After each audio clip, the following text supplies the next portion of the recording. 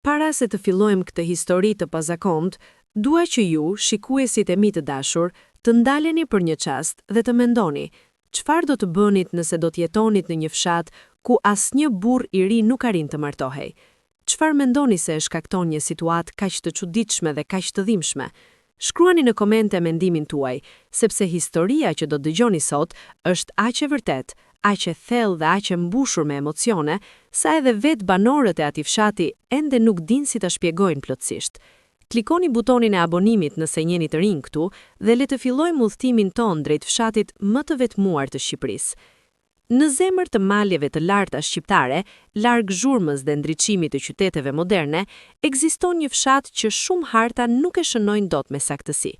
Ky fshat nuk ka një emër të madh, nuk figuron në reklamat turistike dhe nuk ka qenë kurrë objekt i ndonjë emisioni televiziv. Deri tani, banorët e tij e quajnë thjesht fshati i sipërm, sepse gjendet aq lart në male sa në ditët me re të dendura, vjet banorët ndjejnë sikur jetojnë mbi ret, larg gjithë botës. Rruga që çon drejt tij është ngushtë, me kthesa të rrezikshme dhe me anash gropa të thella që drithërojnë edhe udhëtarin më të guximshëm. Gjatë dimrit, kjo rrugë mbyllet plotësisht nga bora dhe fshati mbetet i izoluar për muaj të tërë, si një ishull i humbur mes një deti të bardhë e të ftohtë. Por ky fshat ka diçka të veçantë, diçka që e bën të ndryshëm nga çdo fshat tjetër në Shqipëri, madje ndoshta edhe në gjithë Ballkanin. Ai ka 40 djemë të rinj beqar, 40 burra të moshave të ndryshme, nga të 20 e disa vjeçit deri tek të 40 e disa vjeçit, që jetojnë në çatit e shtëpive të vjetra duke pritur një nuse që nuk vjen kurrë. 40 djemë beqar në një fshat kaq të vogël nuk është thjesht statistik, është tragjedi. Është një plagë e hapur që çdo mëngjes, kur dielli lind mbi majat e maleve, kujton edhe një herë se diçka është thellë e gabuar. Kur hyn në këtë fshat për herë të parë, gjëja e parë që vëren është heshtja. Jo heshtja e qetë dhe paqësore që gjen në natyra, por heshtja e rëndë, ajo heshtje që zë vend kur njerëzit kanë hequr dorë së foluri për diçka të dhimbshme. Shtëpit janë kryesisht të vjetra, me mure guri të grisur nga koha, me dritare të vogla nga ku del pak dritë. Disa prej tyre janë të braktisura, me dyert e kyçura me drur të kalbur, me kopshte të shndruara në shkurre të egra. Rrugcët janë bosh gjatë ditës, vetëm her pas here kalon ndonjë plak me shkopin e tij të drurit, ose ndonjë grua e moshuar me një qese të rëndë. Nuk ka zëra fëmijësh, nuk ka gëzim të dukshëm. Vetëm ajo heshtje e thellë që të ngjan sikur edhe vet ajri ka mësuar të mbajë brenda vetes gjithçka që nuk thuhet. Dhe pastaj i sheh ata, 40 djemë të beqar. Disa prej tyre janë ulur para shtëpive të tyre, duke parë horizontin me sytë gjysmë të mbyllur, si njerëz që presin diçka pa e ditur mirë çfarë presin. Të tjerët punojnë tokën, ngrejnë gur, riparojnë gardhe, me duart e tyre të forta dhe të trasha nga puna, me shpinë të lakur nga vitet. Ka edhe atill që ecin në përfshat në për rrugë të shkurtra, duke u kthyer prap tek pika ku nisën, si njerëz që bëjnë rrugë pafund. Fytyrat e tyre janë të preokupuara, të rënduara nga diçka që nuk del lehtë me fjalë. Sytë e tyre kanë atë trishtim specifik të burrit që e di se jeta po i kalon pranë pa e kuptuar si duhet ta kapi. Historia e këtij fshati nuk fillon sot, nuk fillon as 10 apo 20 vjet më parë. Ajo fillon shumë kohë më parë me vendime të mëdha dhe me zgjedhje të rënda, me tradita që u bën zinxhir dhe me rrethana që u bën mure të padukshëm. Për ta kuptuar pse 40 djemë beqar jetojnë sot në çatin e atij fshati, duhet të udhëtojmë prapa në kohë, drejt origjinës së problemit, drejt momentit ku gjithçka filloi të shkonte keq.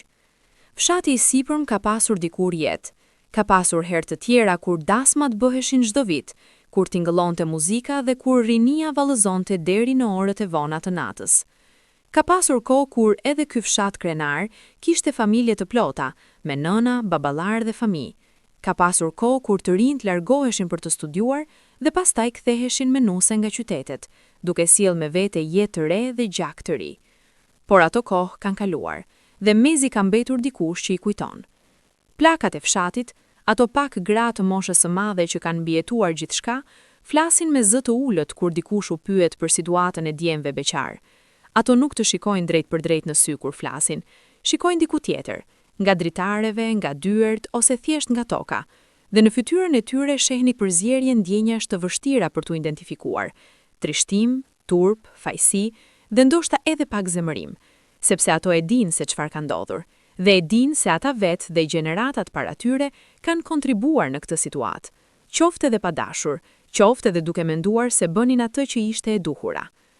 Për të kuptuar plotësisht historinë e fshatit me 40 djemë të beqar, duhet të kuptojmë fillimisht gjeografinë e tij, jo vetëm atë fizike, por edhe atë njerëzore.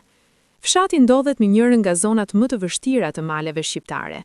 Tereni është i ashpër, me shpate të pjerta dhe me toka të vogla buke që duhen punuar me shumë mundim. Klima është e rrept, dimrat janë të gjatë dhe të ftohta, verat janë të shkurtra dhe jo gjithmonë të mjaftueshme për të lënë grur dhe patate të plotësohen si duhet. Uji vjen nga burime malore dhe jo gjithmonë në sasi të mjaftueshme. Druri për ngrohje duhet prerë çdo vit nga pyjet e largta. Jeta këtu ka qenë gjithmonë e vështirë, por banorët e tij e kanë njohur gjithmonë këtë vështirësi dhe e kanë pranuar si të tillë, me atë dinjitet të heshtur që e karakterizon malsorin shqiptar. Numri i banorëve të fshatit ka ndryshuar shumë gjatë viteve. Dikur thuhet se fshati kishte mbi 300 banor, familje të shumta, me shumë fëmijë, me bagti dhe toka të punuara. Por gjatë dekadave të fundit, numri ka rënë ndjeshëm. Shumë familje u larguan, ndaj qyteteve, ndaj Bregdetit, ndaj vendeve të huaja. Larguan djemë të rinj të cilët shkuan për punë dhe nuk u kthyen më. Larguan vajza të cilat u martuan jashtë fshatit dhe u vendosën gjetju. Mbetën prapa ata që nuk kishin ku të shkonin, ose ata që nuk deshën të largohen, dhe ndërta, mbi të gjithë, mbetën ata 40 djemë beqar, si pemë të palëvizshme në mes të një stuhie. Kur shikohet nga lart, fshati duket si një grumbull burrësh të shpërndar mes gjelbërimit malor. Shtëpit janë ndërtuar pa ndonjë plan të qartë urbanistik, secila shtëpi është vendosur ku ka qenë e mundur, duke ndjekur konturet e tokës dhe duke u përshtatur me terinin. Disa janë lart, të mbështetura mbi shkëmbinj, me pamje madhështore mbi luginën e poshtme. Të tjera janë vendosur pranë bulevardit qendror, një rrugë e asfaltuar keq me vrima e me pluhur, e rrethuar nga pemë të vjetra arre dhe gështenj. Kisha e vjetër e fshatit qëndron në qendër, me kullën e saj të gurti që ngrihet mbi gjithçka tjetër, si një sentinele heshtur që ka parë gjithçka dhe nuk thot gjë. Por ajo që vrapon në përmendje kur e sheh këtë fshat, nuk është bukuria e tij, edhe pse ka bukurinë e tij malore, të ashpër dhe autentike.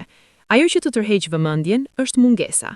Mungesa e grave të reja, mungesa e fëmijëve, mungesa e atij zhurmë të zakonshme të jetës familjare, edhe prania e atyre burrave, 40 syve të trishtuar, 40 qifteve dorësh të forta e të vetmuara, 40 zemrave që rrahin çdo ditë me shpresë të vogël dhe me dhimbje të madhe. Nuk mund të flasësh për 40 djemë të beqar si për një grup të anonimizuar.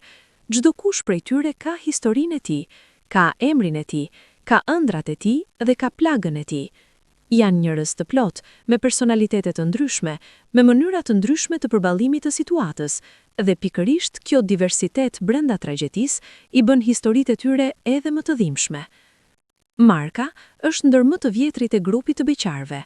Ai tashmë ka kaluar të 40-tat, një moshë ku, sipas traditave të fshatit, një burr duhet të ketë jo vetëm grua, por edhe fëmijë të rritur. Marka është burr i gjatë, me shpinë pak të lakuar nga vitit e punës, me duar të mëdha dhe me fytyrë të gërvishtur nga dielli dhe erërat malore. Ka pak flok mbi kokë dhe ato pak të mbeturat i ka gri si bora e majave. Sytë e tij janë ngjyrë qielli të dimrit, të kaltër e të ftohtë, por me thellësi brenda që të tregon se ky njeri ka menduar shumë gjatë viteve.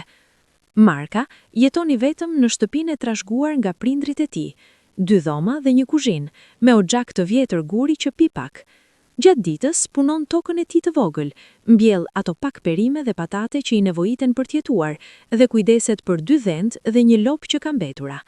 Natën, ul zërin e radios së vjetër dhe dëgjon muzikën e vjetër shqipe derisa mbyllet syt. Historia e Markës është historia e shumë burrave të Tibrezit. Si djalë i ri, kishte dashuruar, kishte pasur një vajzë e quajtur me emrin më të bukur të maleve, siç thonin pleqt, dhe 2 kishte planifikuar jetën bashk.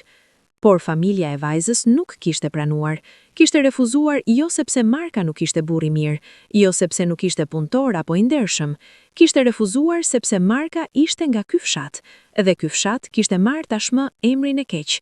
kishte marrë reputacionin e vendit ku vajzat nuk duhet të shkonin nuse. Kjo refuzim i parë kishte lënë një shenjë të thellë te Marka, jo thjesht trishtim dashurie, por diçka më të rëndë, ndjesinë e të qenit i paplot, i pavlerë, i dënuar nga rrethana mbi të cilat nuk kishte asnjë kontroll.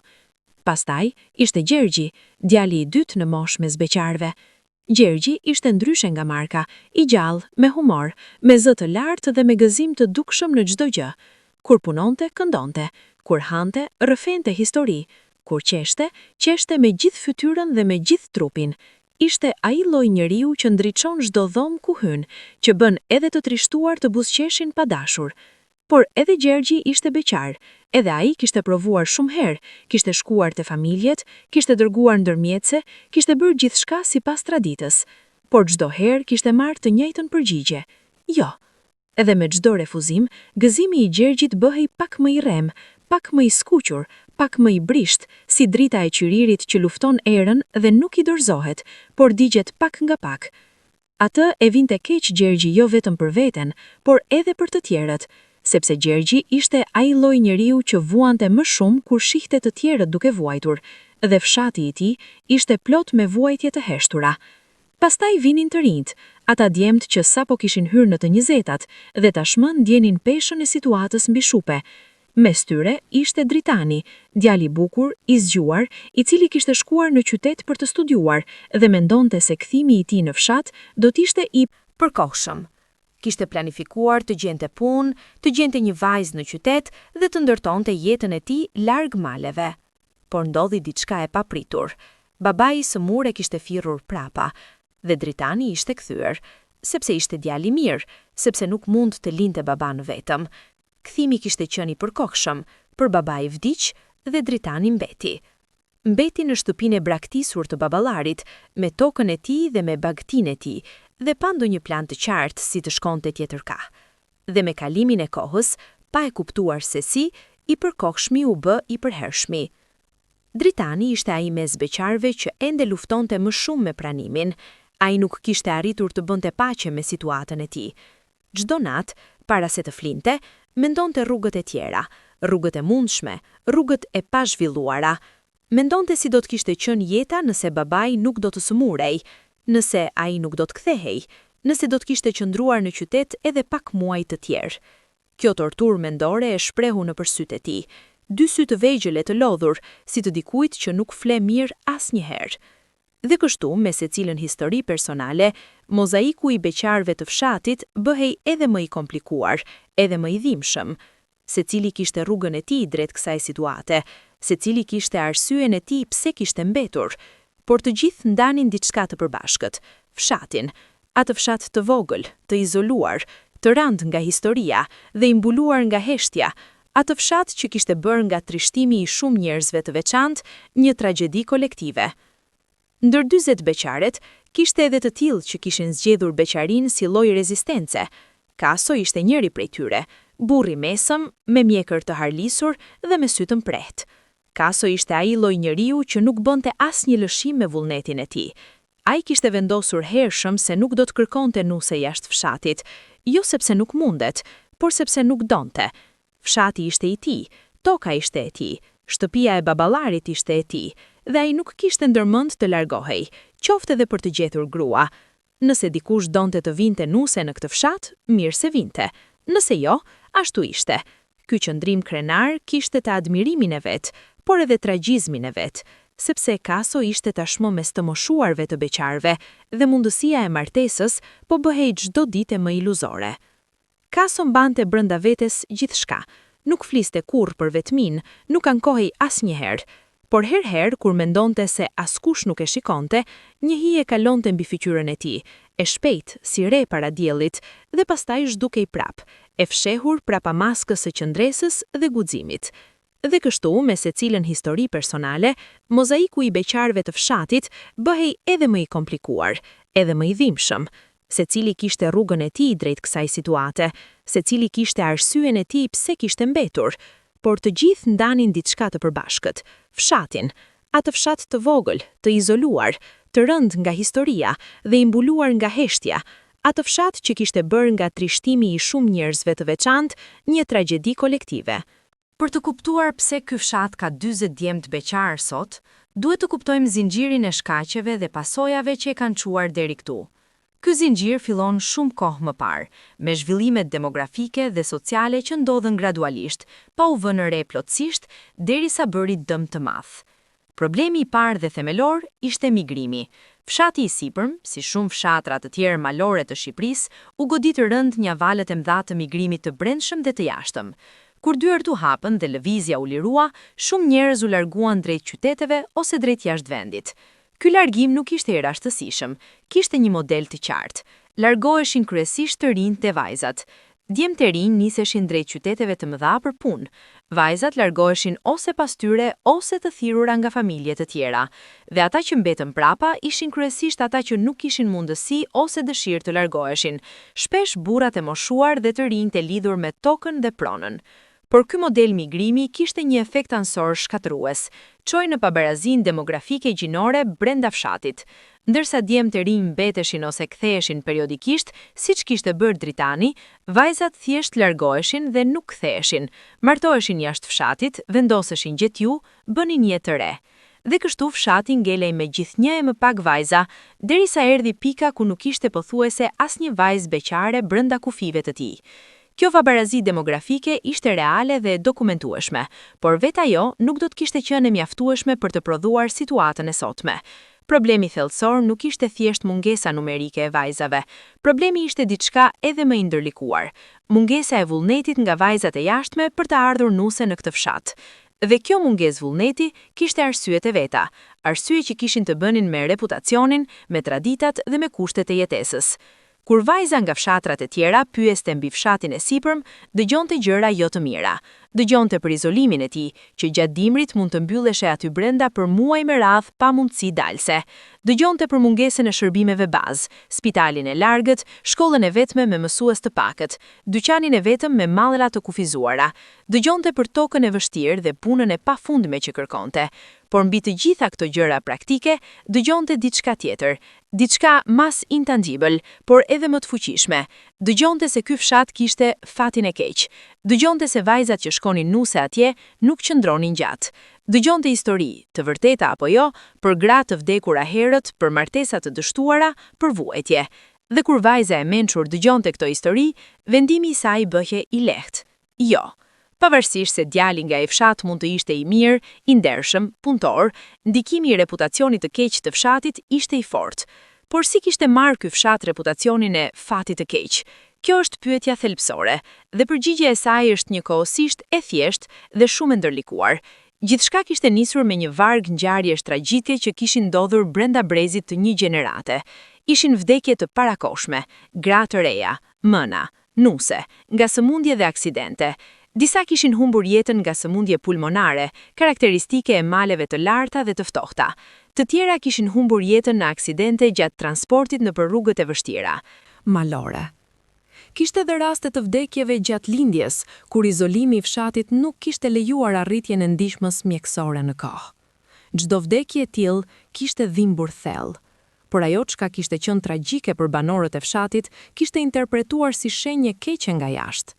Njerëzit e fshatrave të tjera kishin filluar të thoshin: "Shiko, ky fshat nuk i mban gratë e tij. Kush shkon nuse atje nuk del mirë." Dhe kjo narrativ, edhe pse e bazuar në rrethana reale, kushtet e vështira të jetesës dhe distanca nga shërbimet mjekësore, kishte marrë dimensione mitike dhe supersticioze me kalimin e kohës. Ajo nuk flitej më si statistik ose si rrethan, flitej si fati i keq, si mallkim, si shenje padukshme mbi fshatin. Ky supersticion kishte bërë dëmin e vet, kishte friksuar vajzat dhe familjet e tyre, duke shtuar pengesën e izolimit gjeografik dhe kushtet e vështira të jetesës. Dhe kështu, pak nga pak, brezi pas brezi, kishte rrumbullakosur problemin derisa arriti dimensionet e sotme. Por historia nuk është kaq e thjeshtë sa të thuash, ishte supersticion, sepse brenda asaj historie supersticiozi kishte edhe raste reale të dhimbjes. Kishte edhe gra që kishin vuajtur vërtet, jo nga fati i keq, por nga kushtet objektive të vështira. Kishte edhe martesa që kishin dështuar, jo nga mallkim, por nga presionet e papërmbajtshme të izolimit dhe varfërisë. Ishte e vështirë të ndaje të vërtetën nga miti, realitetin nga legjenda, dhe pikërisht kjo vështirësi e bënte reputacionin e keq edhe mas rezistent ndaj korrigjimit. Ndërkohë që migrimi dhe reputacioni keq luanin rolet e tyre, kishte edhe faktor të tjerë që kontribunin në situatën e 40 beqarve. Faktor kulturor dhe tradicional, të cilët shpesh janë më të vështirë të identifikohen dhe më të vështirë të ndryshojnë. Fshati i sipërm kishte ruajtur, më shumë se fshatrat e tjera, praktika të lashta të lidhura me martesën. Ndër këto ishte sistemi tradicional i të dalurit, ku djali nuk mund të propozonte drejt për drejt, por duhej të shkonte nëpërmjet ndërmjetësve, duke ndjekur një protokoll të ngurtë. Ky protokoll kishte sensin e tij historik, ishte krijuar për të mbrojtur nderin e të dy familjeve dhe për të shmangur konflikt, por kishte edhe efektin ansor të bërjes së procesit artificial dhe të gjatë, duke nxitur mosbesuarin dhe duke lënë hapësirë të madhe për refuzime pa shpjegim. Kur ndërmjetësi shkonte te familja e vajzës dhe kthehej me jo, kthehej gjithmonë pa shpjegim të detajuar. Ishte thjesht jo, dhe ky jo pa shpjegim i linde djem të trazuar dhe pa mundësi ta kishin feedback të nevojshëm për të kuptuar çfarë ishte problemi ose si mund të ndryshonin situatën. Ishte si të luftoje me sy të mbyllur kundër armikut të padukshëm. Ndërkohë, kishte edhe presioni fort brenda fshatit kundër largimit dhe braktisjes. Koncepti i braktisjes së vendlindjes ishte i ngarkuar shumë me vlera morale negative. Djali që largohej nga fshati i tij për të gjetur nuse dhe pastaj vendosej gjithju, konsiderohej si braktisës, si njeri që kishte kthyer shpinën tokës dhe paraardhësve të tij. Kjo presion social, edhe pse nuk ishte gjithmonë i shprehur hapur, ndihej thellë dhe pengonte shumë djem nga marrja e vendimit të largimit. Marka, për shembull, kishte menduar shumë herë të largohej, kishte mundësi, kishte kushëri në qytet, kishte oferta pune. Por çdo herë që mendonte seriozisht largimin, ndihej sikur tradhtonte baban e tij të vdekur. Ndinja e babait të vdekur e shikonte nga varri. I tij mbi breg. Ky ndjesi iracionale, por shumë reale, e kishte ndalur çdo herë. Dhe kështu, viti pas viti, kishte mbetur. Kishte edhe çështjen e pronës dhe trashëgimisë. Djali i madh dhe shpesh edhe i vetëm, kishte detyrimin tradicional të mbetej dhe mbikëqyrte pronën familjare. Largimi mund të nënkuptonte humbjen e pronës, tokës, shtëpisë, emrit. Dhe për shumë djem, prona nuk ishte thjesht kosto ekonomike, ishte lidhja me të parët, me historinë, me identitetin. Humbja e saj do të nënkuptonte jo vetëm humbje materiale, por edhe humbje të vetes. Brenda fshatit kishte edhe presionin e qëndrimit se vajzat nga jashtë nuk janë si na. Ky mendim, ksenofob në thelb, edhe pse shpesh i maskuar si ruajtje e traditave, i ndalonte disa burra nga hapja ndaj vajzave me sfond tjetër kulturor ose familjar. Ata prisnin nusen e duhur, vajzën me të njëjtat vlera, me të njëjtën mënyrë sjelljeje, me të njëjtat zakone. Por vajza e tillë e duhur nuk ekzistonte ose nuk donte të vinte. Dhe kështu, duke pritur idealin imagjinar, humbte realitetin e mundshëm. Ka edhe një fenomen të veçantë i cili e bënte situatën edhe mas të ndërlikuar. Sikleti i ndërsjellët. Ndërsa djemtë beqar kishin ndjesinë e turpit dhe stigmatizimit, ky stigmatizim vet pengonte arritjen e nuses. Sepse kur vajza nga jashtë pyeste dhe dëgjonte, po, në atë fshat ka shumë beqar, reagimi i saj i parë ishte kuriozitet, por reagimi i dytë ishte alarm. Pse janë aq shumë beqar? Çfarë nuk shkon me ta? Dhe pyetja e tretë ishte, a dua të bëhem unë gruaja e atij fshati ku gjysma e burrave janë pa grua? Kjo psikologji e turpit kolektiv e bënte stigmën vetë përforcuese. Sa ma shumë beqar kishte fshati, aq mas i vështirë bëhej të gjente nuse secilit.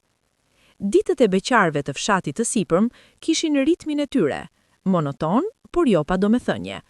Ato ishin ditë pune të vështirë, ditë heshtjeje, ditë rutinash të ngurta që u kishin dhënë formë jetës pa e bërë atë mas të mbushur. Mëngjesi fillonte herët, ma herët se në qytet, ma herët se shumica e njerëzve modern. Para se dielli të kishte hipur mirë mbi malet ansore, beqarët e fshatit ishin tashmë në lëvizje. Kishte kafsh për ushqyer, kishte bakti për të nxjerrë në kullot, kishte punë toke që nuk priste. Ata mendimet e para të mëngjesit, ato çaste të buta dhe të brishta mes gjumit dhe zgjimit, ishin mendime praktike.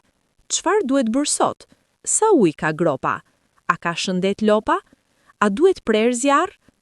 Kjo fokusim praktik mbi nevojat imediate të ditës ishte mënyra e tyre e mbrojtjes psikologjike. Ndoshta pa e ditur, ndoshta edhe me vetdije, ata e kishin mësuar t'i mbushnin orët me punë, me gjëra konkrete dhe të nevojshme, për të mos lënë hapësirë mendimeve mastëdhimshme. Punë, punë, punë. Ky ritmi i pashkëputur ishte muri i tyre mbrojtës. Pasditet, pas punës, kishte pak kohë lirie. Burrat mblidheshin her pas here në hijen e arrës së madhe pranë kishës, ato pak drur të vjetër, të mbajtur me jetë nëpërmjet viteve nga rrënjët e thella dhe nga uji i burimit pranë. Aty ulej Marka, ulej Gjergji, ulej Kaso dhe të tjerët, secili me kafen e tij të zezë ose me gotën e rakis, secili me heshtjen e tij ose me fjalët e tij të kufizuara. Nuk fliste askush shumë për gjërat e mëdha. Flitej për motin, për kosin, për blegërimat e deleve, për rrugën që kishte nevojë riparimi. Gjëra të vogla, gjëra të sigurta, gjëra që nuk lëndonten. Por herë, sidomos kur mbrëmja zbriste dhe qielli ndryshonte ngjyrë nga blu i thellë në portokalli dhe pastaj në të kuq të granatës, dikush thoshte diçka. Një fjalë, një fjali e shkurtër dhe të gjithë e kuptonin. Nuk duhej të shpjegoj shumë. Ishin njerëz që kishin jetuar të njëjtën situatë për vite dhe gjuha e tyre e dhimbjes ishte bërë shumë e ekonomizuar. Me pak fjalë transmetonin gjëra shumë të mëdha. Dhe pastaj, heshtja kthej prap, por jo e njëjta heshtje. Ishte heshtja më e rëndë, ajo heshtja e pas fjalës vërtet, kur askush nuk di çfarë të shtoj. Netët ishin gjendje tjetër, më të vështira se ditët. Gjatë ditës kishin punën, gjatë netëve nuk kishin asgjë veç mendimeve. Dhe mendimet e natës janë gjithmonë më të egra, më të ashpra, më të parëndësishme ndaj çdo muri mbrojtës. Natën, kur fshati binte i qetë dhe vetëm zëri i erës në përgurit të shtëpive dëgjohej, beqarët shtriheshin në shtretërit e tyre të mëdhenje të ftohtë dhe ndjenin me gjithë forcë atë çfarë gjatë ditës kishin mundur ta ndalnin: vetmin. Vetmia e beqarit malsor është diçka specifike. Nuk është vetëm mungesë shoqërie, shoqëri kishte. Fshati kishte burra të tjerë. Nuk është vetëm mungesë e gruas, edhe pse kjo ishte pjesa më e dukshme. Ishte diçka më e thellë dhe më e padefinueshme. Mungesa e ndjejes se ekziston dikush, diku në botë, për të cilin ti je gjëja më e rëndësishme. Mungesa e ndjejes se jeta jote ka drejtim, ka projektin personal, ka shtëpinë e vërtet. Shtëpia nuk ishte ndërtesa, shtëpia ishte personi, dhe ky person mungonte. Gjergji, ai i gjalli, ai me humor, kishte mënyrën e tij të përballimit të netëve. Kishte mësuar të luante kitar vet, me duar të trasha të malsorit, me gishta që nuk ishin bërë për instrumente muzikore, por që mësonin ngadalë me këmbgulje. Dhe natën, kur fshati flinte, Gjergji luante kitar me zë të ulët, melodi të vjetra, këngë dashurie shqipe nga brezi i tjetri paraardhësve, melodi që i kishte dëgjuar babën e tij duke kënduar kur ai ishte fëmijë i vogël. Muzika i jepte diçka. Jo zgjidhje, por lehtësi. Si valvula e avullit të kazanit, linte presionin të dilte pak, aq sa të mos shpërthente. Dritani, ai me sytë e lodhur, kishte mënyrën e tij, lexonte. Kishte sjell libra nga koha e studimeve dhe i mbante në raftet e vjetra të baballarit. Lexonte gjithçka, romane, histori, filozofi. Leximi ishte porta e tij drejt botëve të tjera, mënyra e tij e ikjes temporale pa u larguar fizikisht. Nëpërmjet faqeve të librave, udhtonte larg, njohu njerëz tjetër, jetoi jetë tjera. Por gjithmonë kur mbyllje librin dhe shikonte tavanin e errët të dhomës, kthente prap në realitetin e tij. Dhe atë kontrast mes botës brenda librit dhe botës jashtë tij e ndjente çdo natë si goditje. Marka, i moshuari, nuk bënte asgjë të veçantë natën. Shtrihej, mbyllte syt dhe priste gjumin. Ndonjëherë gjumi vinte shpejt. Trupi i lodhur nga puna i impononte, por ndonjëherë, sidomos kur moti ndryshonte ose kur dhimbja e kyçeve nga puna e vjetër e zgjonte atë, qëndronte zgjuar për orë të tëra. dhe atëherë mendonte. Mendonte të gjitha të mundshmet dhe të pamundshmet, rrugët e kaluara dhe ato të pakaluara, vajzën e rinis dhe fytyrat e tjera të shfaqura dhe zhdukura me vite. Mendonte babën dhe nënën, që nuk ishin më. Mendonte familjet që nuk I kishte pasur kurrë. Mendonte si do të kishte qenë tani nëse gjërat kishin shkuar ndryshe. Por ky lloj mendimi ishte torturë dhe Marka e dinte mirë. Kështu e forconte vullnetin, kthente mendjen nga ato rrugë dhe mundohej të mendonte gjëra konkrete, reale, punën e nesërme, drurit e nevojshëm, bagëtin. Kjo kapacitet për të mbyllur brenda praktikës ishte mënyra e mbijetesës e Markës. Nuk ishte qetësi e vërtet, ishte disiplinë. Disiplinë e dhimbshme dhe e kushtueshme, por e dobishme. Brenda fshatit kishte edhe gratë e vjetra, ato pak plaka të mbijetuara nga brezat e tjerë, që kishin jetuar historinë e fshatit në mish dhe shpirt. Nën Zoja, nën Lule, nën Fatmia, emra të thjesht malore, që mbanin brenda tyre pesha të mëdha. Nën Zoja ishte ndoshta e moshuara më e mençura e fshatit. Kishte mbi 80 vjeç, askush nuk e dinte sakt, dhe as ajo vetë nuk mbante llogari të moshës, sepse thoshte se mosha nuk ka rëndësi, rëndësi ka ç'ke bërë me vitet. Kishte humbur burrin shumë vite më parë, kishte rritur 3 djem vetëm, dhe të 3 kishin ikur.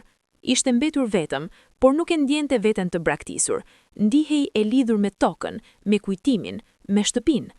Nën Zoja shihte gjithçka, dëgjonte gjithçka dhe fliste rrallë. Por kur fliste, njerëzit heshnin dhe dëgjonin. Ajo e kishte parë problemin e beqarëve të zhvillohet gjatë dekadave. E kishte parë me sytë e saj, si çdo gjenerat e re djemsh kishte hapur sytë ndaj realitetit të dhimbshëm, dhe si çdo gjenerat kishte reaguar ndryshe.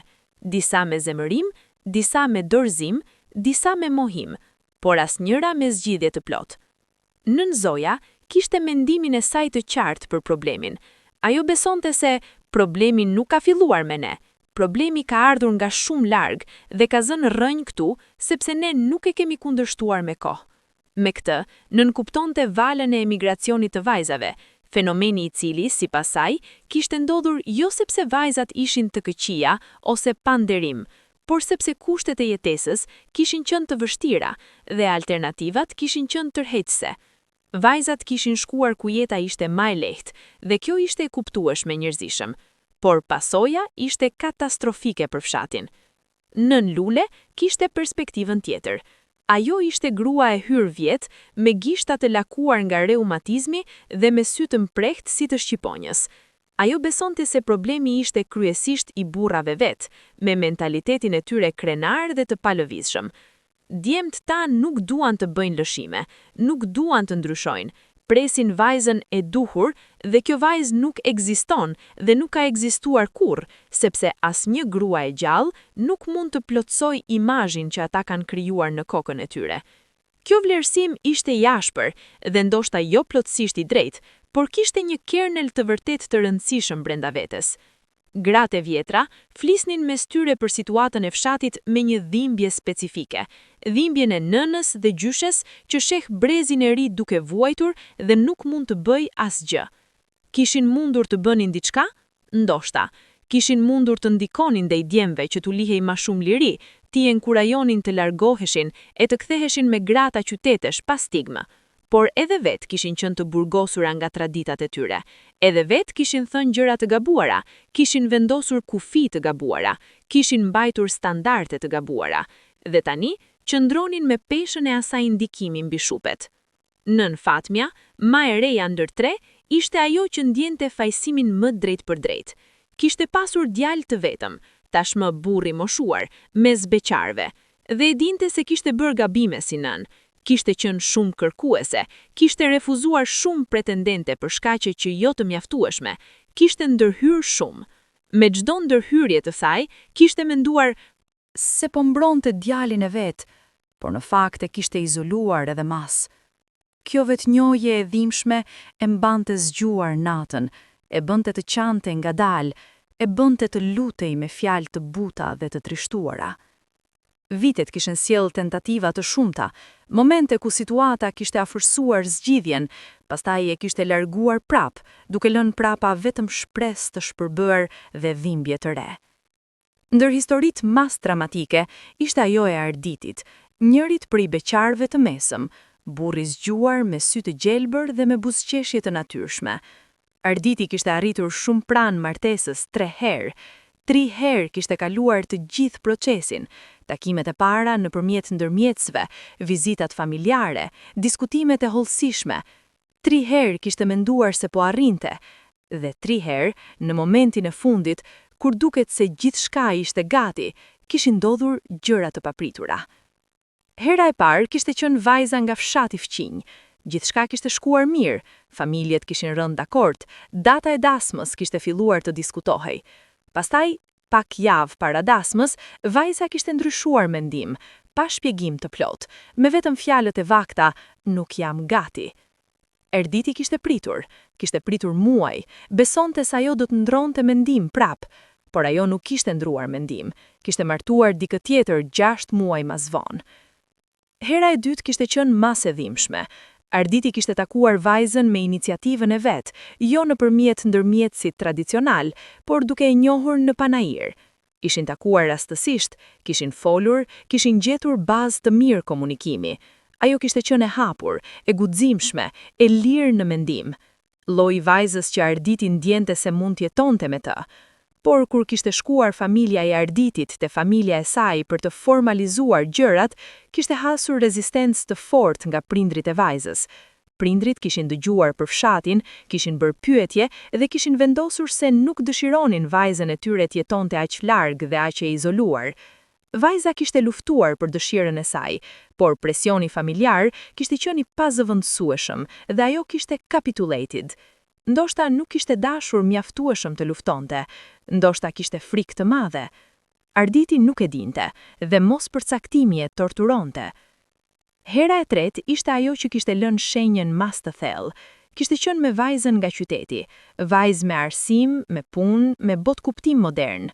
Ajo kishte qenë kurioze për fshatin, kishte ardhur të vizitonte, kishte gjetur bukurinë e tij të ashpër malore. Dhe Arditi ndaj saj kishte ndjerë diçka real, jo idealizim, por diçka të qëndrueshme dhe autentike.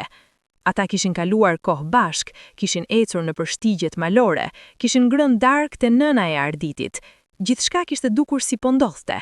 Pastaj, vajza kishte marrë ofertë pune jashtë vendit, mundësi e madhe, karrierë mirë, dhe kishte zgjedhur atë. Kishte zgjedhur karrierën ndaj fshatit dhe ndaj Arditit. Nuk mund ta kishte fajsuar, por dhimbja kishte qenë e jashtëzakonshme.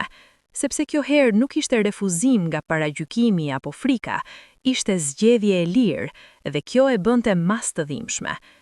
Pas herës së tretë, Arditi ishte bërë i heshtur. Nuk ishte bërë i hidhëruar, nuk kishte karakter për hidhërim, por kishte ndryshuar diçka te ai.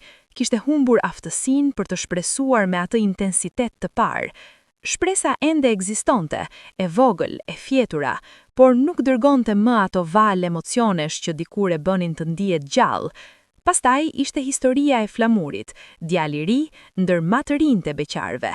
Flamuri kishte zgjedhur rrugën e teknologjisë moderne, kishte krijuar profil në aplikacione martese, shkruar prezantim të mirë dhe sinqer, kishte ngarkuar fotografi reale. Kishte marrë disa përgjigje, vajza nga qytete të ndryshme, madje edhe nga diaspora shqiptare jashtë vendit. Kishte bërë biseda të gjata nëpërmjet celularit, kishte ndërtuar lidhje virtualisht. Por kur vinte momenti i prezantimit real, kur vajzat mësonin plotësisht ku jetonte dhe si ishte jeta atje, diçka ndryshonte gjithmonë. Disa thoshin hapur se nuk mund të jetonin aq larg qytetit. Të tjera bënin premtime të vakta dhe pastaj humshin kontaktin. Flamuri kishte parë gjithë këtë të ndodhë me sytë e tij dhe kishte arritur tek një përfundim i thjeshtë. Problemi nuk ishte ai vet, problemi ishte vendi. Dhe kjo e bënte situatën paradoksale, sepse ai e donte vendin e tij, e donte thellë, me çdo qelizë të qenjes, por ky dashuri ndaj vendit po e pengonte të gjente dashurinë e llojit tjetër. Situata e fshatit të sipërm nuk ishte mbetur e fshehur përgjithmonë. Me kalimin e kohës, fjala kishte filluar të përhapej, fillimisht me murmurin ndër fshatrat fqinj, pastaj nëpërmjet rrjeteve sociale dhe në fund nëpërmjet medias. E para që kishte sjellë vëmendjen e jashtme, kishte qenë një gazetare e re nga qyteti. Ajo kishte dëgjuar për fshatin nëpërmjet një bisede rastësore me banorët e një fshati fqinj dhe kishte vendosur të investigonte. Kishte ardhur me kamera dhe me blok shënimesh, e gatshme të shkruante historinë. Por çfarë kishte gjetur, kishte tejkaluar çdo pritshmëri. Ishte pritur nga banorët me atë rezervë karakteristike të malësorëve ndaj të huajve, jo armiqësia, por kujdes dhe distancë respektueshme. Burrat nuk kishin qenë entuziast të flisnin, sidomos për temën e beqarisë, e cila ndjehej si turp privat, jo diçka për të shfaqur para kamerës.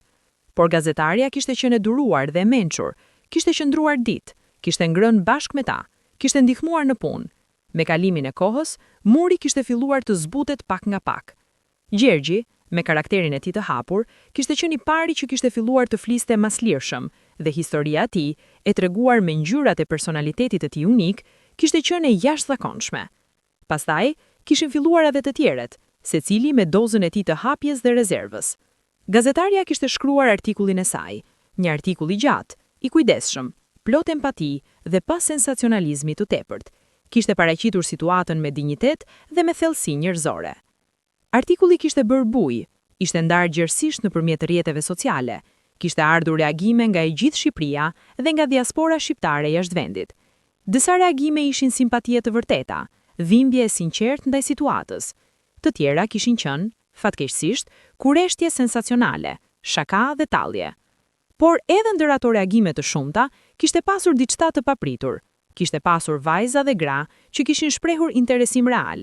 Vajza që kishin lexuar historinë dhe kishin shkruar nëpërmjet komenteve ose mesazheve private se dëshironin të dinin më, se ndjenin lidhje me historinë, se ndoshta do të kishin kurajon të ndiqnin këtë rrugë të pazakontë.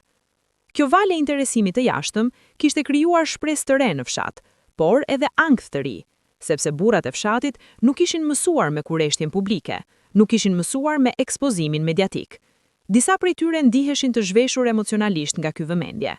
Kaso, i kreprari, kishte reaguar me zemërim të hapur, nuk donte simpatinë e askujt, nuk donte të bëhej temë diskutimi nëpër qytete. Marka kishte qëndruar neutral, nuk i kishte interesuar shumë ajo që thoi jashtë, por as nuk e kishte kundërshtuar. Gjergji kishte parë mendësinë me optimizëm të tij karakteristik, ndoshta ky vëmendja do të sillte ndryshim real. Dhe ndryshim kishte ardhur, por jo aq i drejt për drejt ose i thjesht sa kishte shpresuar Gjergji. Pas artikullit dhe vëmendjes mediatike, kishin ardhur disa vajza të guximshme, të kuriozuara, të motivuara nga arsye të ndryshme, por të gatshme të shikonin me sytë e tyre. Disa kishin ardhur të shohin, të ndjenin atmosferën e fshatit, disa kishin ardhur me qëllim serioz, të njohin djemët dhe të shqyrtonin mundësinë reale të martesës.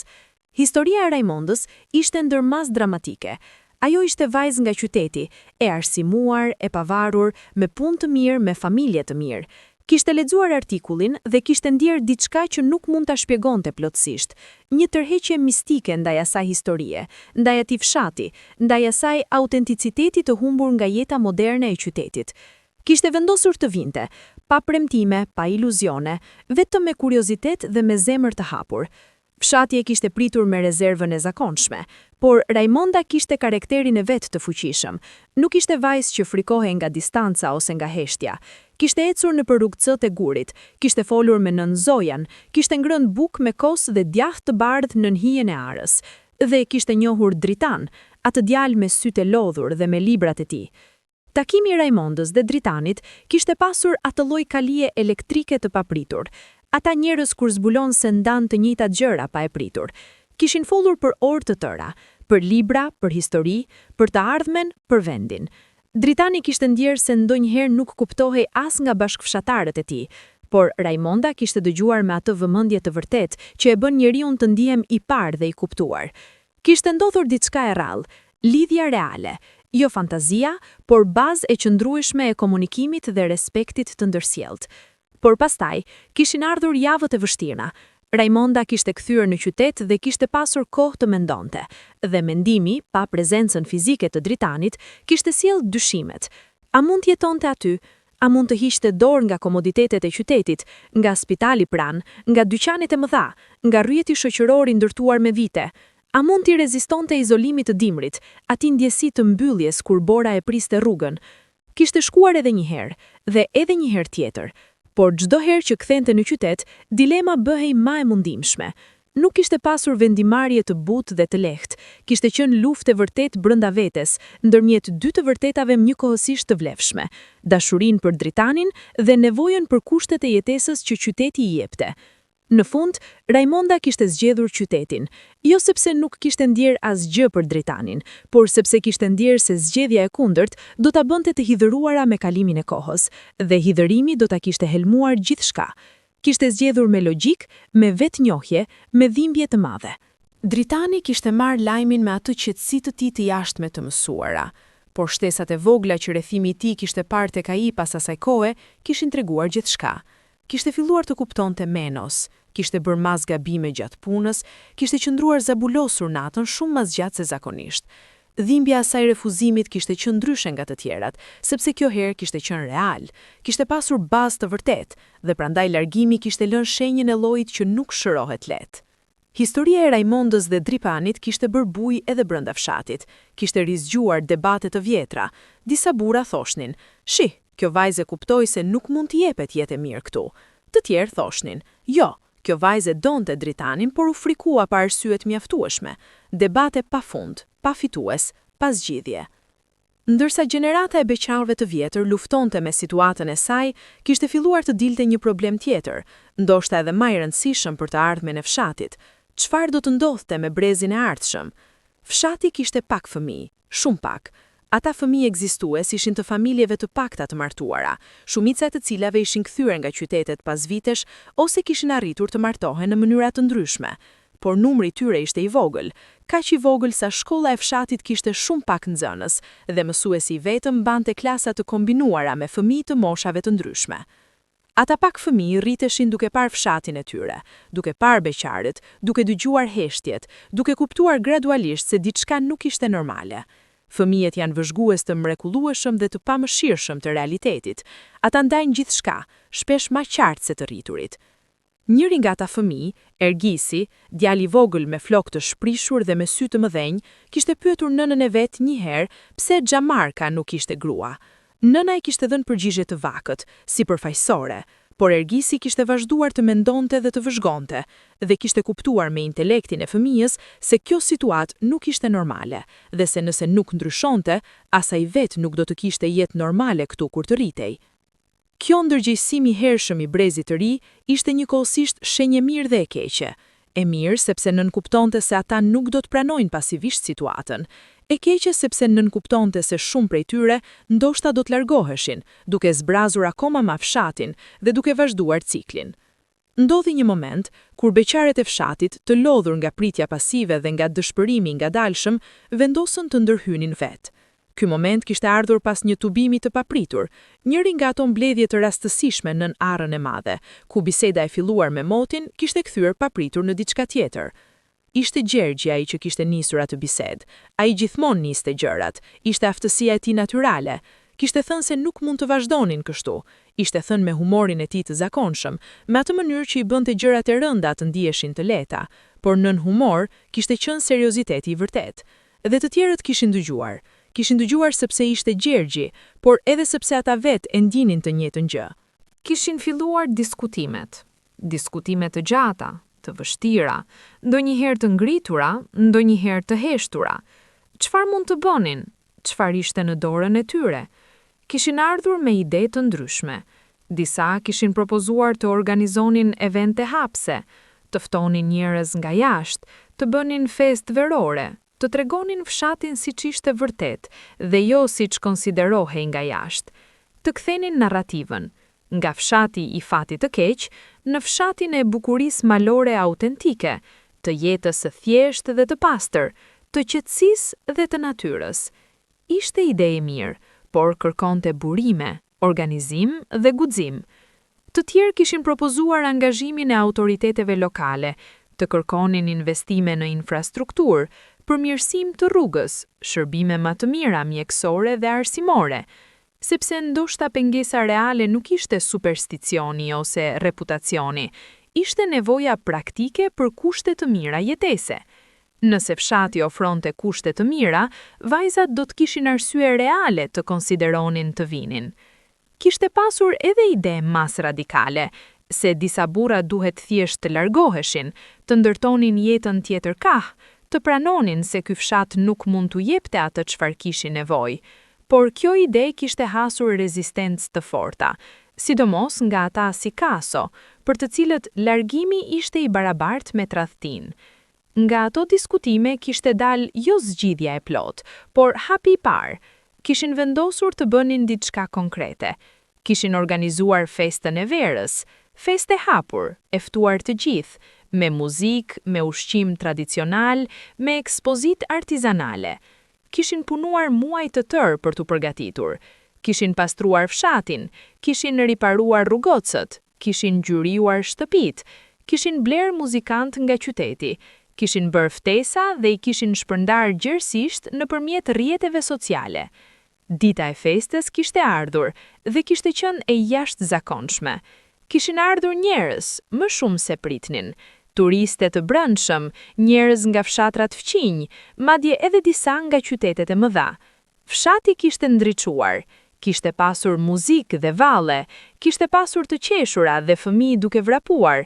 Për ato pak orë kishte dukur si dikur, si ai fshati plot dhe i gjallë që kishte qenë. Dhe ndër vizitorët kishin qenë edhe disa vajza. Vajza kurioze, vajza të guximshme, vajza që kishin ardhur me mend të hapur. Ajo ditë feste kishte qenë njëra nga ditët më të mbushura me emocione që fshati kishte parë prej vitesh. Kishte pasur diçka magjike, jo supersticion, por magjia e vërtet njerëzore, e takimit ndërmjet njerëzve me shpresë dhe gëzim. Gjergji kishte qenë i papërmbajtshëm, i gëzuar, i gjallë, i plot. Kishte vallëzuar, kishte kënduar, kishte bërë shaka dhe kishte bërë të qeshnin të gjithë. Ishte siç kishte qenë dikur, siç kishte qenë para se vitet e dëshpërimit t'i gërryenin pak nga pak atë shkëlqim, dhe njerëzit e kishin vënë re, sidomos ato vajza të reja që kishin ardhur me kuriozitet. Gjergji kishte tërhequr vëmendje, jo vetëm për shkak të karakterit, por edhe sepse kishte qenë ai vet, i vërtet, i pakomplikuar, i pastër. Arditi kishte qëndruar më i heshtur, por edhe ai kishte kontaktet e tij. Kishte njohur një vajzë nga vizitorët, grua e re me përjashtim nga diaspora shqiptare që kishte ardhur ta shikonte vendin e paraardhëse të saj. Ajo kishte pasur dyshimet dhe çudinë e dikujt që ka rritur jashtë dhe sheha deun me sy të freskët, pa paragjykime të brendshme, por edhe pa indiferencën e të huajit. Kishin biseduar gjatë festës dhe kishte pasur shkëndij të vërtet. Arditi, i cili kishte mësuar të mos shpresonte shumë, kishte ndjer prap atë ndjesi, dhe herë kjo ndjenjë e kishte friksuar, sepse e dinte çfarë do të thotë të shpresosh dhe pastaj të dëshpërohesh.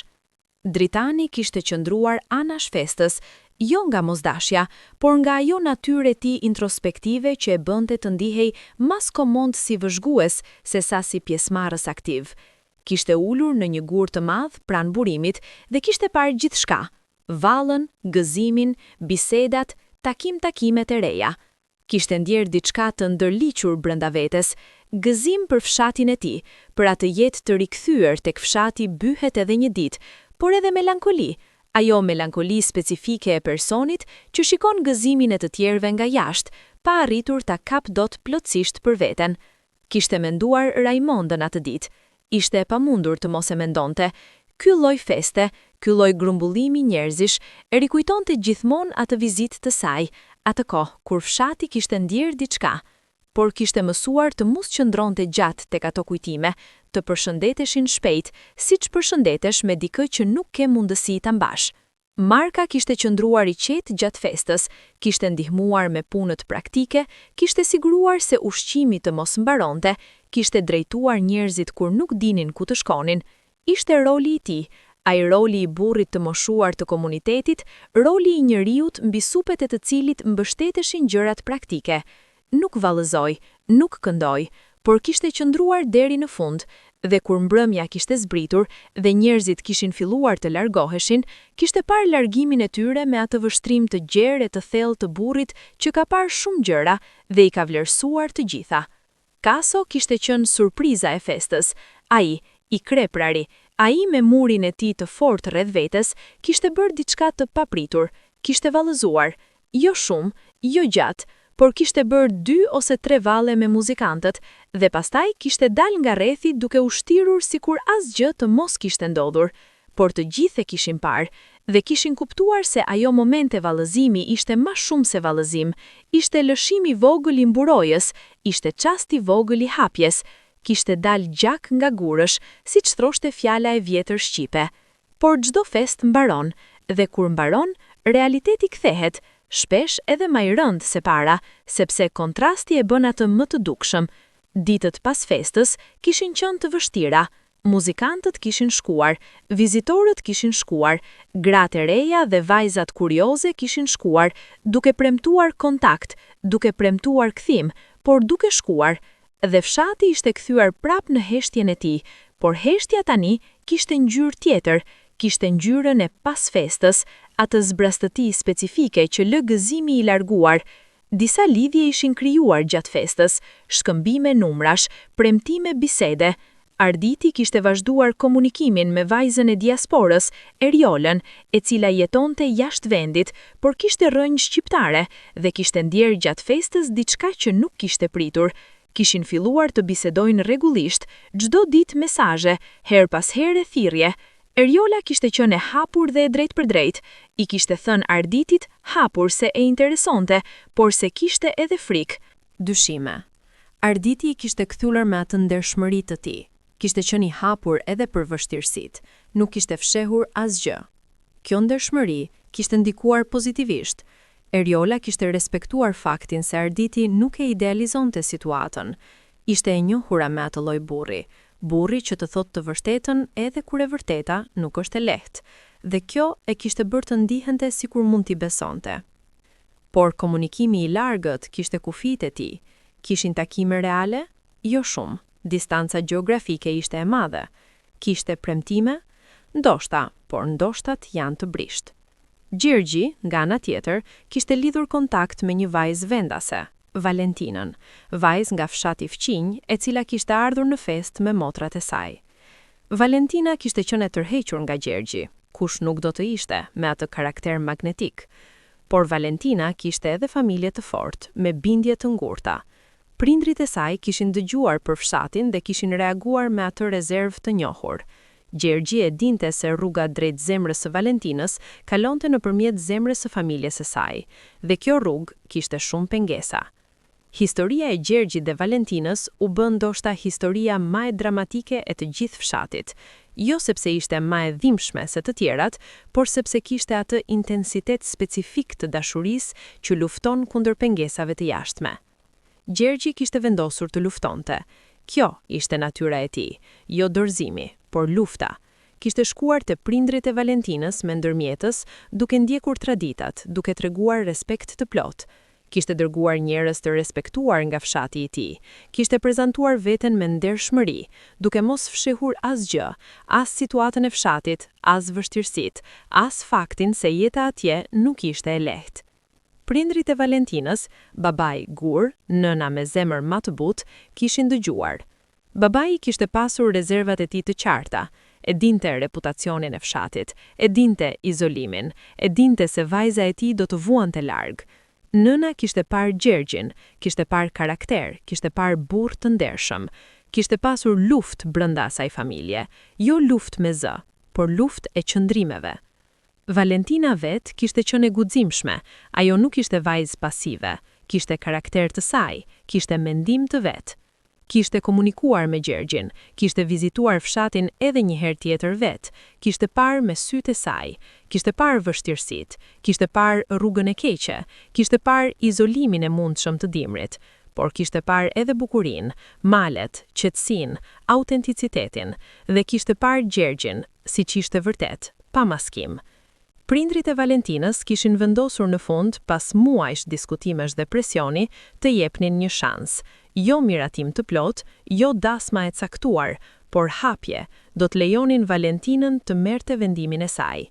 Kjo kishte qenë lëshimi i madh për familjen e saj dhe kishte treguar se ndoshta dashuria e Valentinës kishte ndikuar ndaj prindërve më shumë se çdo argument. por historia nuk ishte mbaruar aty. Kishin ardhur gjëra të reja, pengesa të reja, natyra e jetës, e cila nuk di të lehtësohet kurrë plotësisht. Dimri atë vit kishte qenë i ashpër, njëri nga ata dimra që malsorët i kujtojnë me vite, kur bora vjen e madhe dhe mbetet gjatë, dhe rrugët mbyllen dhe bota ngrihet. Fshati ishte izoluar plotësisht për 6 javë, pa mundësi hyrje dalje, me furnizimet e kufizuara dhe me komunikimin e jashtëm të reduktuar.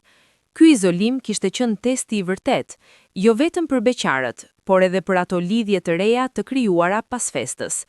Eriola, nga jashtë vendit, kishte humbur kontaktin me arditin për javë të tëra. Lidhja me internet ishte ndërprer, celulari nuk zinte. Ajo nuk dinte çfarë kishte ndodhur, nuk dinte nëse arditi ishte mirë. Kjo periudhe heshtur kishte qenë torturuese, sepse brenda atij vakumi informacioni kishin ardhur të gjitha dyshimet. A kishte qenë reale lidhja? A kishte qenë e mjaftueshme? A mund të jetonte me këtë lloj ndërprerjeje të periodikshme, me këtë mungesë garancie që personi i dashur të jetë i arritshëm? Kur komunikimi ishte rikthyer, kur bora kishte filluar të shkrinte dhe rruga kishte shërbyer prap, Eriola kishte qenë e lehtësuar, por edhe e trazuar. Kishte pyetur veten pyetje serioze, dhe kishin folur, gjatë dhe ndershmërisht. Arditi e kishte kuptuar dilemën e saj, nuk e kishte kundërshtuar, nuk e kishte shtyrë, i kishte lënë hapësirën të vendoste me kokën e saj të lirë. Valentina, nga ana tjetër, kishte kaluar një test tjetër. Kishte ngelur e bllokuar në fshat gjatë një vizite, kur bora kishte ardhur papritur. Kishte kaluar 10 ditë aty, jo si vizitor, por si banore. Kishte ngrënë ushqimin e dimrit, kishte ndjerë të ftohtin brenda shtëpisë kur drut mbaronin, kishte parë si organizoheshin gjërat gjatë izolimit, kishte parë solidaritetin, si burrat ndihmonin njëri tjetrin, si furnizimet ndaheshin, si askush nuk lihej vetëm. Kishte parë njerëzimin e thjeshtë dhe të fuqishëm të komunitetit malsor. Ndodhi ajo çfarë fshati kishte pritur gjatë, me shpresë të vogël dhe me zemër të madhe. 2 dasma. 2 dasma brenda të njëjtit vit, gjë që nuk kishte ndodhur prej shumë kohësh. E para ishte dasma e Gjergjit dhe Valentinës. Valentina kishte dhënë fjalën dhe kjo herë nuk e kishte tërhequr. Prindrit e saj, të ndikuar nga vendosmëria e bijës dhe nga njohja që kishin marrë Gjergjit si njeri, kishin dhënë miratimin. Dasma kishte qenë e thjeshtë, nuk kishte pasur mundësi për diçka të madhe, por kishte qenë e mbushur me ndjenja të vërteta. I gjithë fshati kishte ardhur, edhe plakat e moshuara, edhe beqarët e trishtuar, edhe fëmijët e paknat. Marka kishte ulur pranë kishës dhe kishte parë me atë qetësi të tij të jashtme, por sytë e tij kishin qenë të lagura pak, aq pak sa askush nuk e vuri re, përveç ndoshta vetes.